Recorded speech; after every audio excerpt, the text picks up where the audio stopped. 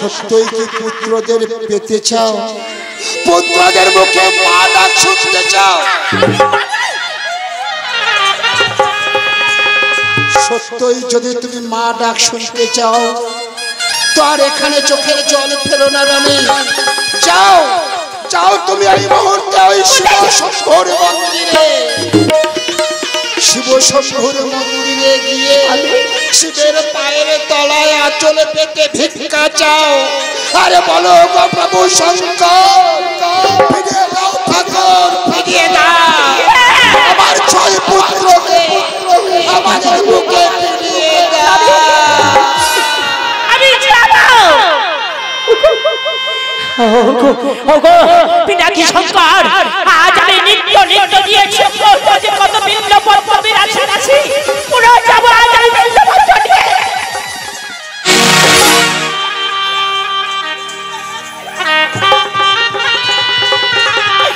ওরে নিষ্ঠুর নিয়তি, আবার তুই মুখ করিস না, একেবারে শোনা বলো একবার মা বলে ডাকবে। আমি আসি, আমি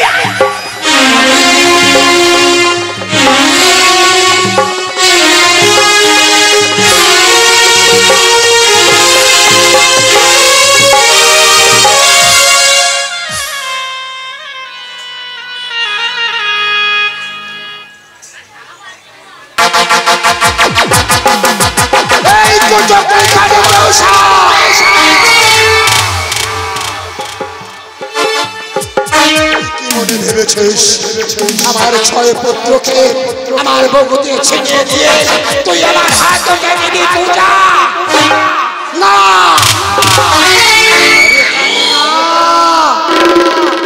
এইবার তুই দূর থেকে দেখ আমি কি করি। আমি এই মুহূর্তে যাবো ওই নগরবাসীর দ্বারে আমার পুত্রদের তুলে দেবো তাদের হাতে, তারা গিয়ে দাহ করবে চাপাতলার ঘাটে।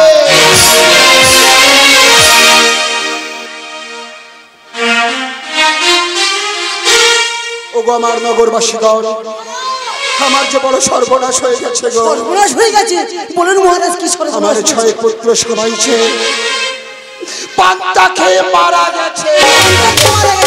আমাদের কেন ডেকেছেন বলুন মহারাজ? সবাই এসো, আমার পুত্রদের নিয়ে দাহ করতে যাবে ওই চাপাতলার ঘাটে।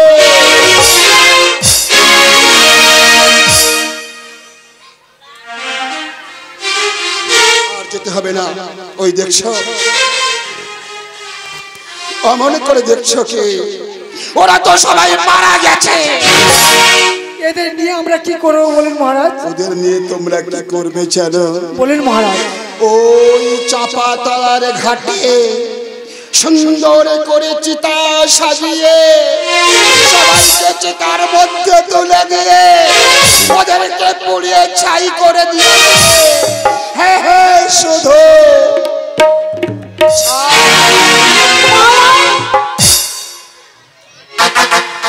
মহারাজ চিতায় তুলে দিলে ছাই ছাড়া অন্য কিছু পাওয়া যাবে না। আমি জানি চিতায় তুলে দিলে ছাই ছাড়া অন্য কিছু পাওয়া যায় না, কিন্তু আমি আমার পুত্রদের পুড়িয়ে ওই কুচক্রী মনুষ্যকে বুঝিয়ে দিতে চাই সেই রাজা চন্দ্রধর কতই ভয়ঙ্কর।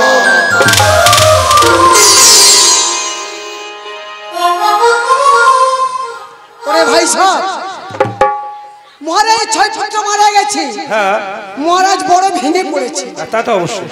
যাক 6 জন তো মারা গেছে, কটা খাট তৈরি করলে হয় বলো? এই আমাদের অত সময় নেই ভাই হাতে। হ্যাঁ সময় নেই। 6 জন মারা গেছে, 3টে খাট বুনি আগাগোড়া করে বেঁধে চলে চল। ঠিক বলেছো, 3খানা খাট তৈরি করে আগাগোড়া করে 2 জন করে তোলা। হ্যাঁ হয়ে গেছে তো তোলা হোক। চলো যাই। বলো হরি হরি বল, বলো হরি বল, বলো হরি হরি বল। জয় হরি নামটি বলো মুখে, একবার জয় হরি নামটি বলো মুখে, জয় হরি নামটি বলো মুখে, একবার জয় হরি নামটি বলো মুখে। হরি ধ্বনি দিয়ে চলে কামে সকলে, হরি ধ্বনি দিয়ে চলে কামে সকলে, এবার হরি ধ্বনি দেয় তারা চাপাতলা। জয় হরি নামটি বলো মুখে, একবার জয় হরি নামটি বলো মুখে। ইন্দ্রদেব বলো মা বলো।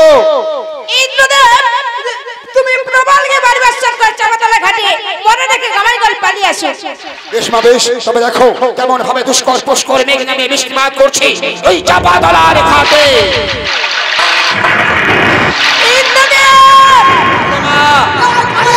বন্ধ করে দাও। বৃষ্টি সহ্য করতে পারি না। কালিজাম মাগো আমি এই 6 জনের প্রাণ রেখে যাচ্ছি। আমার যখন প্রয়োজন হবে তুমি আমার কাছে ফিরিয়ে দিও। বেশ আমার ভান্ডারে রাখলাম মা। বলো হরি বল বলো হরি বলো হরি বল হরি।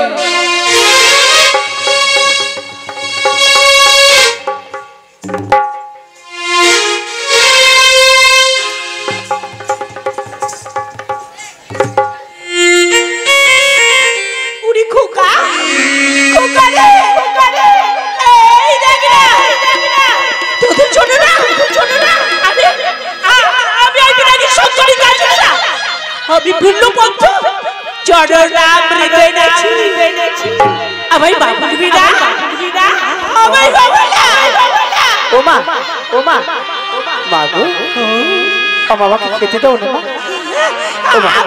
আমি তো দেখে দেব ওই আজ আমার তোর বাবুরে ডাকবি আমি এখানে আমি চাই মা, আমি এখানে। আমি তো দেখতে পাচ্ছি না। বলো হরি বল হরি বলো হরি বল হরি বলো হরি।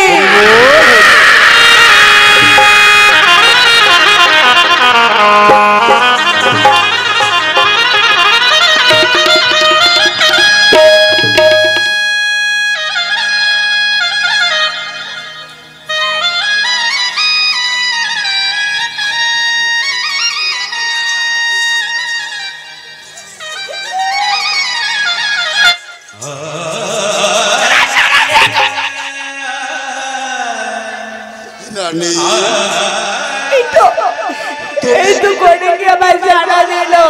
তুমি কাদের খোকা খোকা বলে ডাকছো? আমার বাবা নতুন না আমার সঙ্গে কথা বলেছে একটু আগে তুমি স্বপ্ন দেখেছো, তুমি শুনতে পাচ্ছ না হরিধ্বনি? প্রজাগণ হরিধ্বনি দিয়ে পুত্রদের পুড়িয়ে রাজপ্রাসাদে ফিরে আসছে রানী। ওদের জন্য তুমি আর চোখের জল ফেলো না প্রিয়তমা, আর চোখের জল। রানী তুমি আমায় একটি কথা শুনবে রানী? আমায় কি বলবে? আমি শুনবো জানো রানী, পুত্র শোষে দেহ মোর জর্জরিত, তাই বলছে গো প্রিয়তমা, এই বিশাল রাজত্ব ভার আর না লাগে ভালো। কারে ভালো লাগে গো স্বামী বিমুখ আমি বলবো না। আমি মনস্থির করেছি সামান্য 12 বছরের জন্য শক্ত করে নিয়ে টাড়ি মাঝিদের নিয়ে যাত্রা করব ওই বাণিজ্যতে। তোমার পায়ে ধরি আমি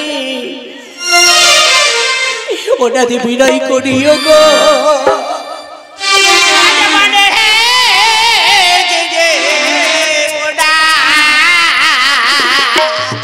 তোমার পায়ে ধরি আজ করে তুমি বানে জেগে না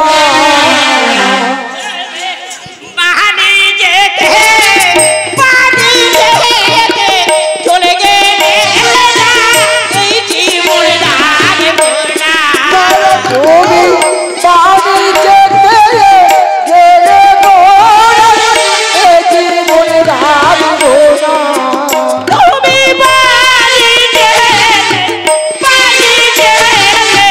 চলে গেলে জীবন রাখবো না। তোমার পায়ে বিনয় করি সনে যেও না। তোমার পায়ে বিনয় করি বানে যেও না।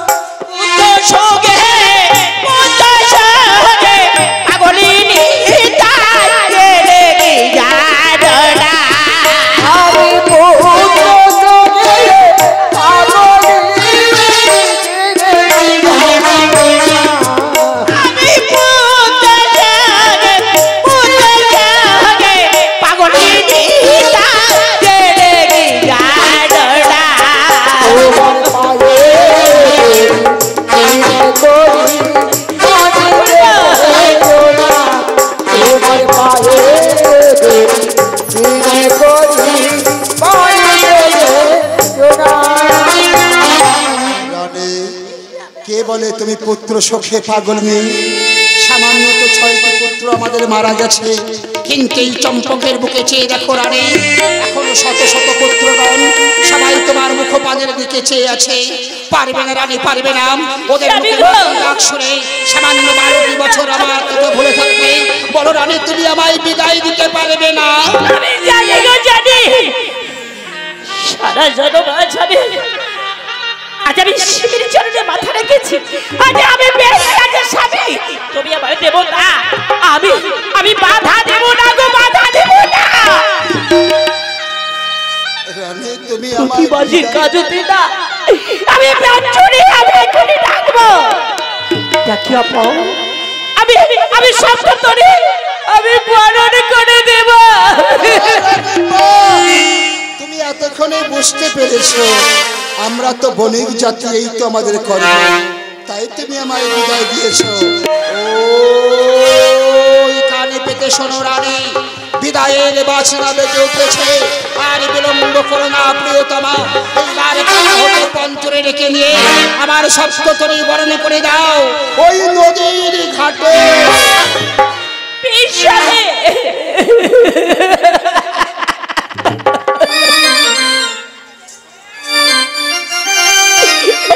আমার প্রতিবাসীরা পঞ্চনে ওরা সবাই সবাই সারবকে সবাই আজ আমার স্বামী দেবতা চলেছে তব দূর দেশে বাড়িতে যাত্রা করতে। আজ সবাই মিলিয়েছি, আজ আমার সপ্ততরী ডিঙ্গা মধুকর বরণ করে দেবে। ও তোরা আয় গোয়া পাড়ের করছ, ওই আমি ডাকি তারা করিয়া তোরা গোয়া পঞ্চরে তারা করে আমায় প্রাণ না তো যাবে বাড়ি তো নিবার করতে আয় না তো যাবে বাড়ি তো নিবার করতে আয় না তো যাবে বাড়ি তো নিবার করতে আয়। গোয়া পঞ্চরে তারা করে তোরা গোয়া পঞ্চরে তারা করে পঞ্চসঙ্গী ডাকে ডাকে গান গান পঞ্চরে আমি ডাকি ভানে তোরে দাবি নাই এলে দুলে কে বলো সাগে বাজায়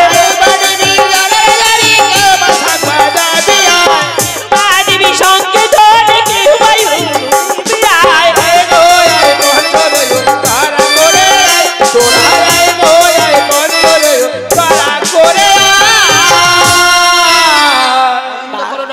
রানীমা, দাসিকা মা, আজ আমার বাড়িতে তো উদ্দেশ্যে চলেছি বাণিজ্য যাত্রা করতে, সুন্দর ভাবে বরণ করে দাও।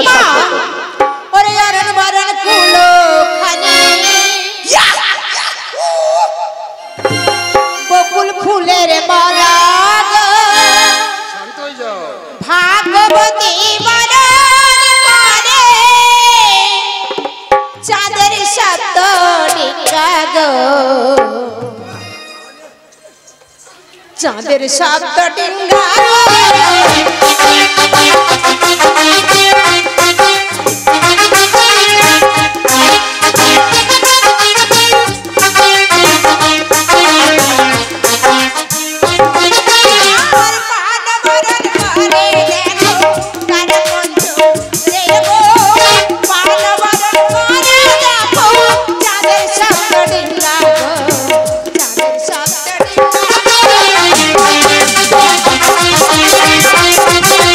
Thank you.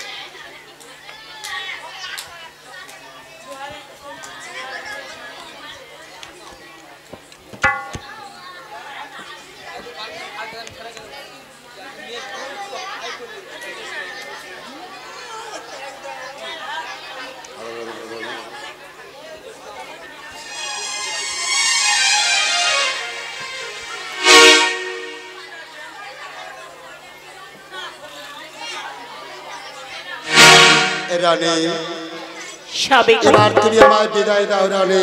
ওগো স্বামী, এই চম্পাকে নগরে ছেড়ে যাওয়ার আগে এই অভাগিনী সরকারি প্রণাম একটি বারে গ্রহণ করো, আমায় আশীর্বাদ করে যাও। ওগো স্বামী দেবতাবাই, আমি যেন প্রজাপতি নারী দাসীকে নিয়ে সুখী কালে যেমন করতে পারি তব আজ আমি চম্পাকে নগর মাঝে স্বামী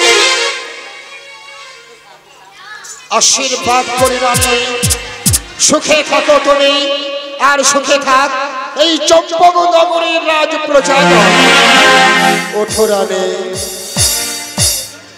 বিদায় রানী বিদায়।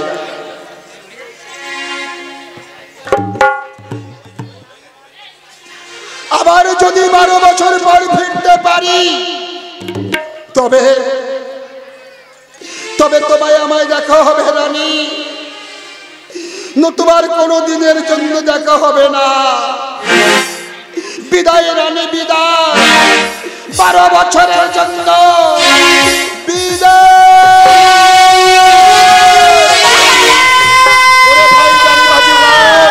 তোমার সঙ্গে বলো জয় শিব শম্ভ, জয় শিব শম্ভ, জয় শিব শম্ভ, জয় শিব শম্ভ, জয় শিব শম্ভ, ওরে জয় শিব শম্ভ বলে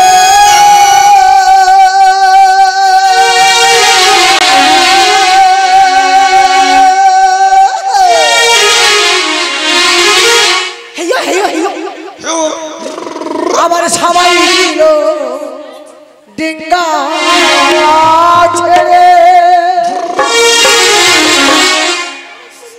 আগে চলে ডিঙ্গা বধু করব,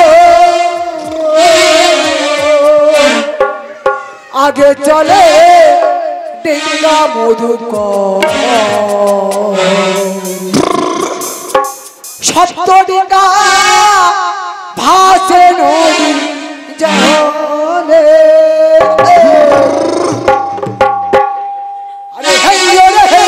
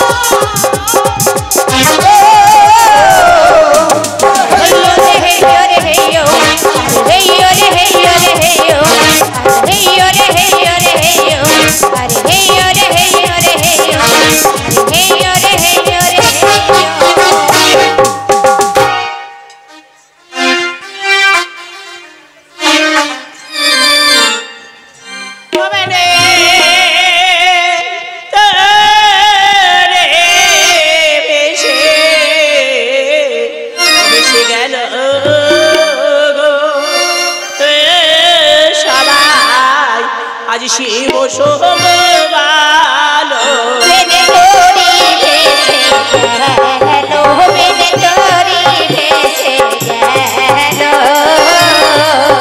তোমরা শিব শম্ভু বলো বেঁচে গেল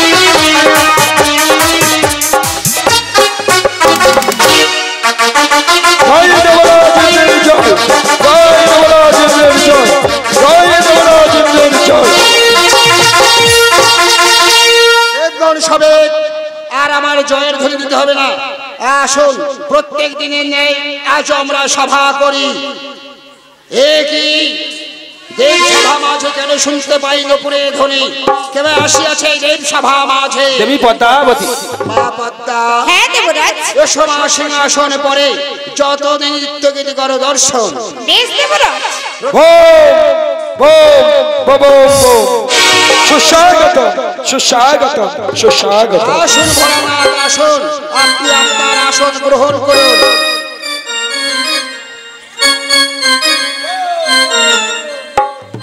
আসুন ভোলানাথ আপনার আসন আপনি গ্রহণ করুন একই মা মনুষ্য তুমি এই সভা আপনি নৃত্য গীত ও দর্শন অনুরোধ নৃত্য গীত তুমি শ্রবণ করতে এসছো হ্যাঁ দেবরাজ ওষা অনুরোধ কোথায় তোমরা দুইজন প্রত্যেক দিনে ন্যায় আজ তোমরা নৃত্য গীত দিয়ে দেবতাদের মন সন্তুষ্ট করো আশীর্বাদ করি তোমাদের মনের বাসনা পূর্ণ হোক নৃত্য গীত শুরু করে দেব সভা মাঝে আমরা প্রতিদিন নৃত্য গীত করি দেব সভা মাঝে আজকে সর্বপ্রথম আমরা এসেছি আমরা নৃত্য গীত দর্শন করতে হ্যাঁ প্রভু তাই আমি প্রথম ধরব গান আর আমার গানের সুরে মাতাল হয়ে নাচবে তুমি বেশ প্রভু তাই হবে আজ আনন্দ ধামে বাবা বাবা আজকে খুশির দিনে ওই আমরা নাচে গানে ভরিয়ে দেব মন সময়ে ওই আমরা নাচে গানে ভরিয়ে দেব আজ মা মনসার দিনে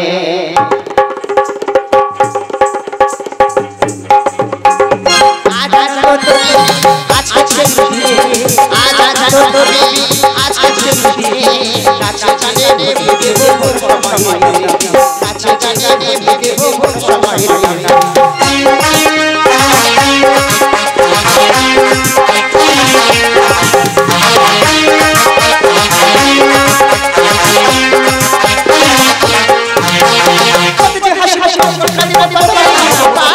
কিছু নারী নারী খানি মাই চড়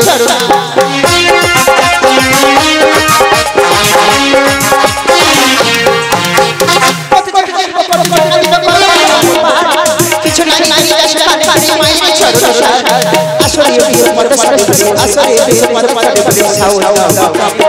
আজ তবে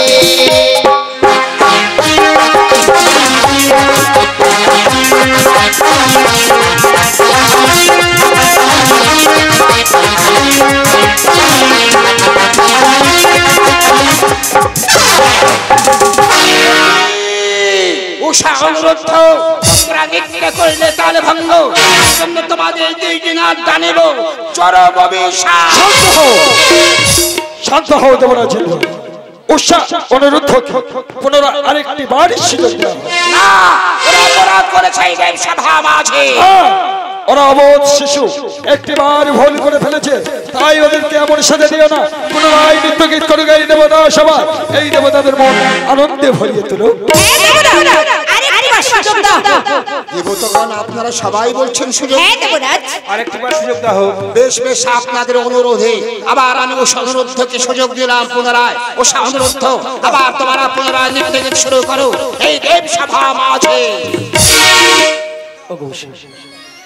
আমরা প্রতিদিন নৃত্য গীত করি দেব সভা মাঝে এমন তো কোনোদিন হয় জানি না কোন কারণে আজকে নৃত্যের তাল ভঙ্গ হলো তাই বলছি উষা এবার তুমি ধরে নে গান আর তোমার গানের সুরে মাতাল হয়ে নাচে বুঝি আমি প্রভু আমাকে তুমি গাইতে বলো না প্রভু প্রত্যেক দিন করে দিও নি এই দেব সভা মাঝে কোনদিন হয়ে জানি আমাদের তাল ভঙ্গ আজ তুমি বলছো প্রভু আমাকে গাইতে আমি গাইতে পারবো না